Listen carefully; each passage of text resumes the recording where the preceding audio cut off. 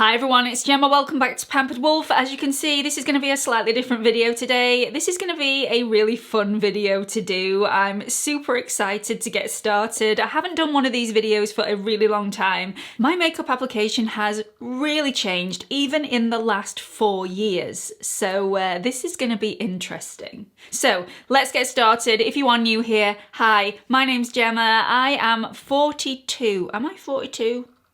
Am I 41? I think I'm 41. Oh goodness. It's a sad day when you don't even know how old you are. I am 41 years old. I upload 2 to 3 videos here on YouTube every single week. I'm also on Instagram if you fancy following me across over there as well. And I would really appreciate it if after the end of this video you found it entertaining or helpful in any way. You come and join the best subscribers in the world by clicking on that subscribe button and also the notification bell so you don't miss any future uploads. Let's get straight on with priming the skin. So I never used to use a primer ever. I think the closest I ever got to using a primer was using the Pond's moisturising cream, the one that had loads of talc in there so it mattified the skin. But I never used to use a primer.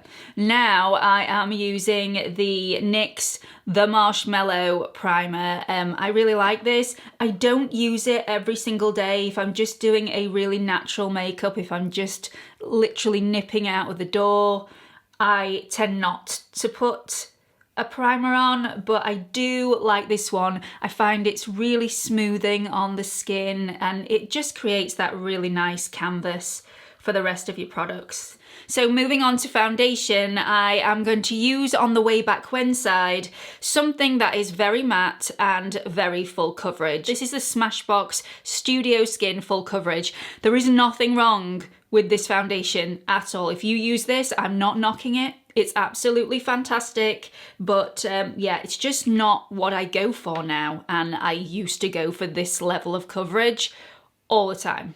So I'm just applying a couple of drops of my No. 7 Match Made Custom Drops because way back when, I used to apply a foundation to match the skin tone that I wanted, not the skin tone that I actually had. So my foundation used to end up far too deep for me. So I used to really throw this on. The more coverage, the better. My skin already feels suffocated.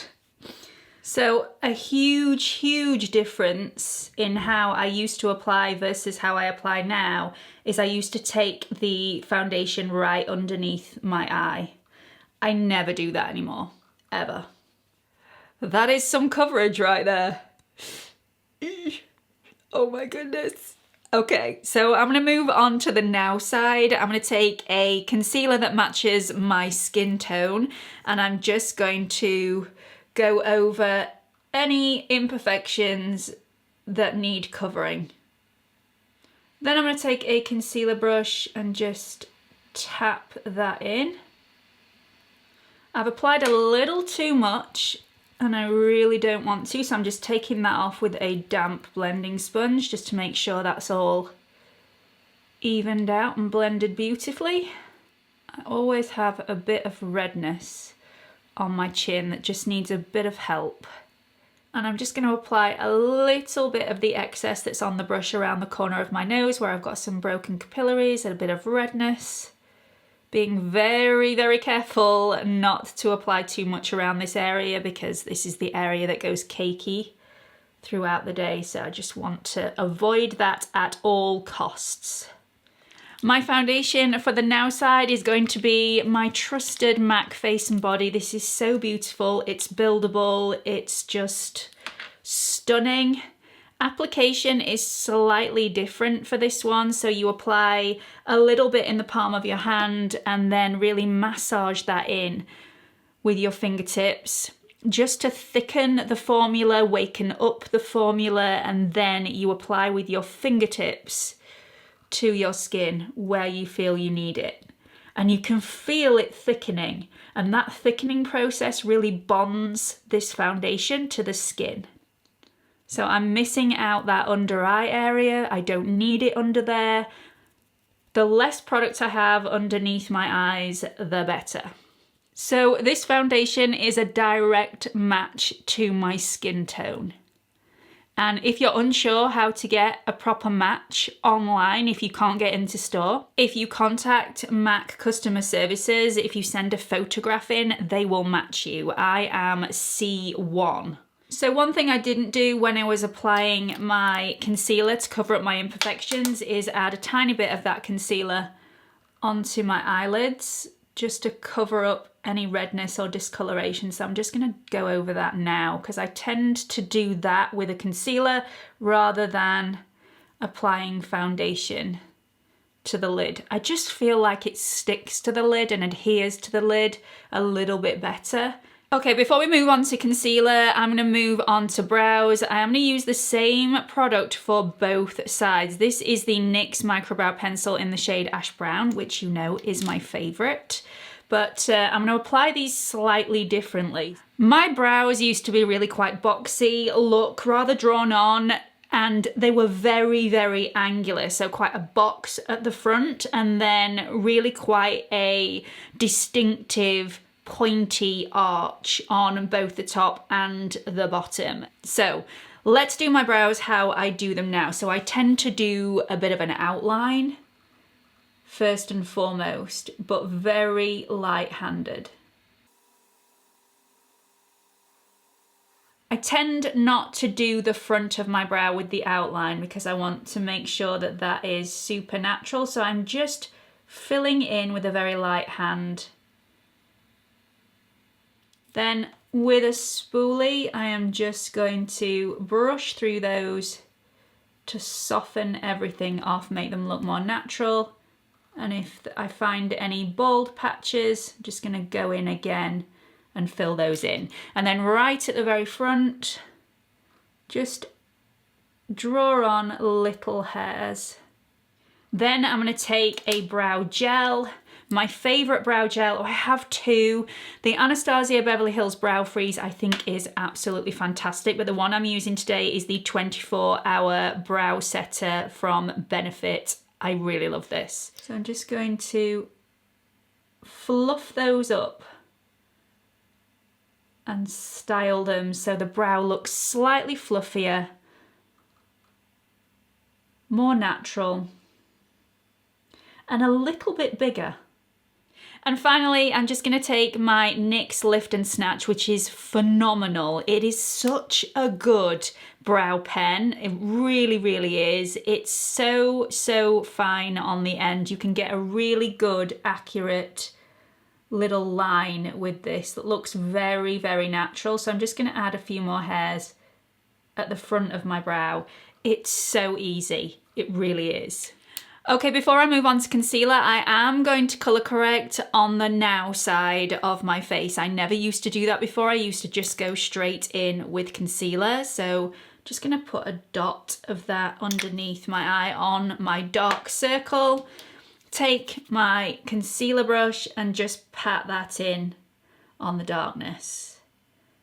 As soon as I started using colour correctors, I realised colour correctors were the way forward. They really upped my makeup game, and it just meant that I didn't have to apply as much concealer, and that was just a game changer for me. Okay, concealer. Now this has changed a lot. So on the now side, I use a couple of shades of concealer. So I tend to go in here around my darkness with something that's the same as my natural skin tone, and then I highlight right in the inner corner and on the outer portion with something that's slightly fairer, just maybe 1 to 1.5 shades fairer than my natural skin tone. So let me just pop some dots underneath my eye. So 1 dot in the shade that is the same as my skin tone, and then that's in the shade L5, by the way, in the Pat McGrath Labs Sublime Perfection Concealer. And then I'm going to go in with L2 in exactly the same concealer. I'm going to go right in that inner corner where I have some darkness and a couple of dots there. And then on the way back when side, I am going to be using the Benefit Cakeless Concealer. This is in the shade number 2. And I am going to whack that on. So firstly, on the now side, I am just going to tap on the natural shaded concealer just over that darkness. And then once that is distributed, however you want to say it, I'm gonna go into the slightly fairer shade and tap that in place on that inner corner where I get a little bit of darkness, and also tap in that outer shade as well, making sure it's quite angular and lifted. This will just help to get that lifted eye look. Everything will look elevated and far more youthful. And you're not applying way too much product. I just feel like the more product you apply, the more chance it's got to crease. And that just does not look good. I don't want to be looking in a mirror constantly to see whether my makeup still looks okay throughout the day. I want to know that it's going to look okay. So once that has been distributed, I'm just going to make sure that that is all blended out beautifully and looks super natural and not too heavy. Let's move on to the way back when side. As you can see, there is a lot of concealer on my face and it's more in a triangular shape. This is how I used to do my under eye concealer to brighten the under eye. But I now feel that the lower down you go on the cheek in that triangular format, the more sagged and drooped and lower my cheek looks. Plus, I'm using a lot of concealer. And that's gonna crease throughout the day. Let's move on to powder. Now, I used to powder the living daylights out of my skin. So let's pack that on. And I used to do it absolutely everywhere. So for the way back when side, I was using the RCMA No Colour Powder. There is absolutely nothing wrong with this powder whatsoever. I still pick it up from time to time. The powder that I'm going to use on this side of my face though is the Dior Cushion Powder. This is so nice. And I am just going to dust a little bit between my brows and on my forehead. Just around this portion of my nose that tends to get a little oily throughout the day. And a little bit on the tip of my chin. Let's move on to bronzer. Now, as per the foundation, I used to use a bronzer that was way too dark for my skin. The one that I'm going to use today is from Dior, and this is in the shade 030. Let me just show you this. This is actually quite frightening. Can you imagine? I mean, come on. I actually used to use a MAC mineralized skin finish, but I don't have any of that left. So I'm just gonna use this one today. And I used to apply it with quite a small brush and quite a dense brush. And the smaller and the denser the bristles on the brush, the more pigment you're going to get on your skin, which made it even more frightening. So let's go in with it. So always around the perimeter of the face. As you can see, this is also the wrong undertone for me. So this is a seriously warm undertone. Oh my goodness. Let's move on to the now side. The bronzer that I'm going to be using is from Nars and it's in the shade Vallarta. Let me just show you these side by side. That is quite frightening, the difference, isn't it? And I'm going to be using more of a fluffy, less dense brush. So I'm going to dip into my bronzer, knock off the excess, and then just pad that in the areas that I need it, just really lightly. I want more of a subtle effect.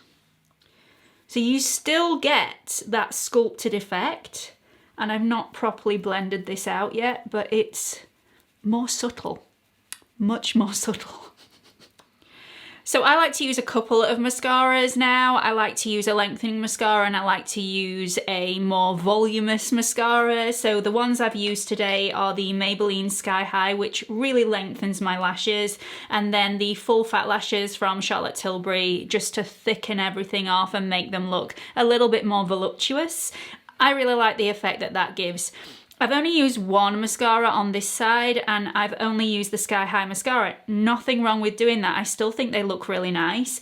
It's just the more length that my lashes tend to get, the more they tend to look like spider's legs. And yeah, I don't personally like that look. As you can see as well, I've really gone to town on my lower lashes on the Way Back When side, and it's casting a shadow underneath my eyes, which gives a bit of darkness. And on this side, even though I've also put mascara on my lower lashes, there's less shadow cast there because I've only applied a lick. And yeah, I think it looks more flattering on this side, but it's a judgment call. It's personal preference. So I realised while I was doing my mascara that I haven't set the concealer underneath my eye. Now, because I've used so little concealer, you wouldn't notice, but I am going to set that anyway because I know the comments section will be flooded with people saying, you haven't set underneath your eye? I usually do. I got sidetracked. I'm not quite sure why. I'm going to be using the Pat McGrath Skin Fetish Sublime Perfection Blurring Under Eye Powder. And I'm just going to put it on a damp blending sponge, the tiniest amount, and just pop it underneath the eye like that. This really blurs everything out and sets everything without making everything look really dry and cakey. Moving on to lips, I'm going to be using the same product for both sides. This is from MAC and it's their lip pencil in the shade Boldly Bare. I'm going to follow my natural lip line on this side. So as you can see on this side, because I've taken it right to the corner, I've got this little section here that goes a little bit downturned and yeah, makes me look like I'm quite sad. And I'm really not, I promise. So on this side, I'm gonna cut it short and finish about here, making everything look a little plumper and more voluminous. And I'll also slightly overline my lips. Nothing too drastic, you won't notice, just slightly overlining to make everything look a bit fuller. So on the Way Back When side, I am going to use quite a bold shade. Nothing wrong with using bold shades. I love this shade. I really, really love this shade. So you can see with the really vibrant lipstick shade on, my lips actually look thinner and smaller than they did before I applied the lipstick. On the other side, on the Now side, I'm going to apply one of the Nars Air Matte lip colours in the shade Shag. I love that shade. I really love that shade. I'm going to move on to blush to bring everything together. I'm going to use the same blush for both sides, for the Way Back When and for the Now, but I am going to place it in different ways. So I'm going to be using the Givenchy Prism Libra blush. Now on this side of my face, I am going to apply it just to the apple of my cheek. That's how I used to apply it all the time. That really is a pretty blush and it does bring this side together, but if you can see, because I've placed it quite low down on the apple of my cheek, it just makes everything look a little bit lower and not as elevated, which is the look that I personally go for. Now, if you are after a few tips and tricks on how to make yourself look younger and more youthful with blush placement, I already have done a video on that. I will link it up here for you and also in the description box. On this side of my face, I am going to use the same blush, but apply it slightly higher for that more lifted, sculpted effect. So lovely. I really like that. Now to finish this off completely, we're going to use a little bit of highlight. On the Way Back When side, I'm going to use something that is rather dazzling. I used to wear highlight that you could see from space. So I don't have that highlighter anymore. I am going to be using the Anastasia Beverly Hills Iced Out highlighter. This is really quite fair for my skin. So I'm going to apply it on the tops of my cheekbones, and I'm not going to blend it out too much because, you know, that's how I used to do it. I'm also going to apply a tiny bit of that right underneath the arch of my brow, just to make that pop. To give me that beautiful glowy skin look, I am going to be using the NYX High Glass Illuminating Powder. And I'm just going to, in circular motions, just apply that very, very delicately to the high points of my cheeks. And there you get that subtle bit of illumination without being able to see it from the other side of the street. So let's just have a look at these without them being side by side, because I think when you're looking at them head on, they look a little muddled. So let me just cover up one half of my face so we can really see the difference. So this is the way back when side. I think it's passable. I mean, I could go out like this. I wouldn't want to, but I could. I think it looks a little heavy. I don't think it looks like my natural skin. Yes, I've used shades that do not suit my natural skin tone. I've gone way too deep, which is what I used to do, and my lips look really thin. But I think everything else is passable. The now side is obviously my preference because this is how I do my makeup now, so why would I prefer the other side? Makes no sense whatsoever. This just looks way more natural, way more skin-like. You could see me from the other side of the street and you wouldn't know that I'd got makeup on necessarily, whereas you really would see the makeup from the other side of the street on the other side. It just looks far more fluttery and more youthful looking. This has got a glow where glow should be, and it's got feathery lashes and it's got fuller lips, and yeah, you can just see the skin, which is my preference. It's not everybody's preference, and neither side is wrong or right. Just want to get that in straight away. I really hope you've enjoyed this video. Let me know what you thought about it in the comments section below, and I really hope to see you in the next one. Bye everyone.